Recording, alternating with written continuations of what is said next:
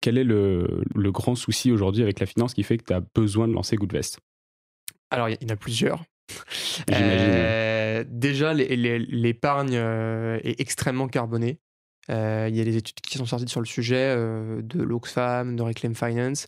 On estime que l'empreinte carbone moyenne de l'épargne d'un Français, c'est 11 tonnes de CO2 par an, donc c'est plus que toute notre consommation réunie, parce que Mmh, l'empreinte carbone moyenne de l'épargne d'un Français, enfin, l'empreinte carbone d'un Français, de la consommation d'un mmh. Français, en moyenne, c'est 9 à 10 tonnes de CO2 par an.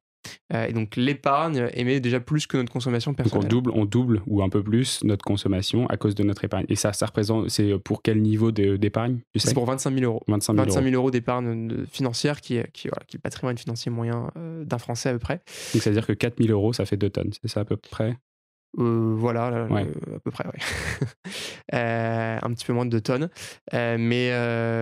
Donc l'épargne est très carbonée. Pourquoi? Parce qu'en fait, aujourd'hui, dans les décisions de placement qui sont faites par les conseillers, les enjeux environnementaux sont peu ou pas quasiment, enfin pas du tout, pris en compte.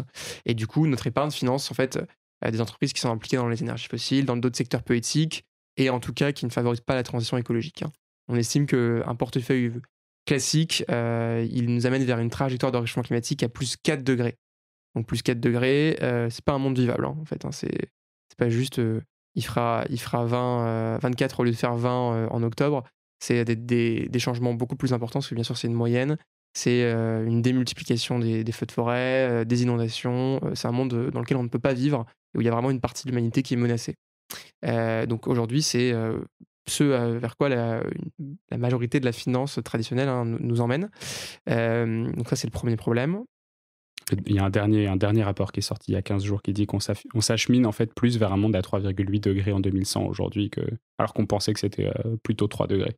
Voilà, donc on va effectivement, on va dans une mauvaise direction et la finance en est responsable parce qu'en fait on est grandement responsable parce qu'en fait elle finance notre économie, donc elle finance notre futur, Mmh. via en fait notre argent, on le sait pas, mais même l'argent sur des livrets en fait, hein, contribue à financer des entreprises, et pas forcément celles qu'on souhaite financer.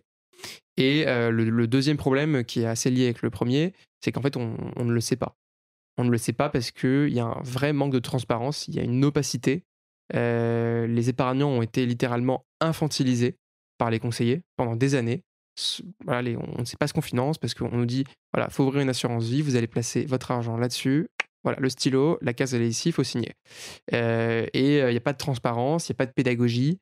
Et donc, s'il y avait cette transparence, je pense qu'on ne serait pas dans cette situation-là, parce que les épargnants diraient: «Bah, écoutez, moi je suis désolé, je ne veux pas financer ce type d'entreprise-là, je préfère financer, ce type de projet-là». Et Mmh. donc les 2 problèmes sont intimement liés, il y a un vrai manque de transparence dans la finance aujourd'hui.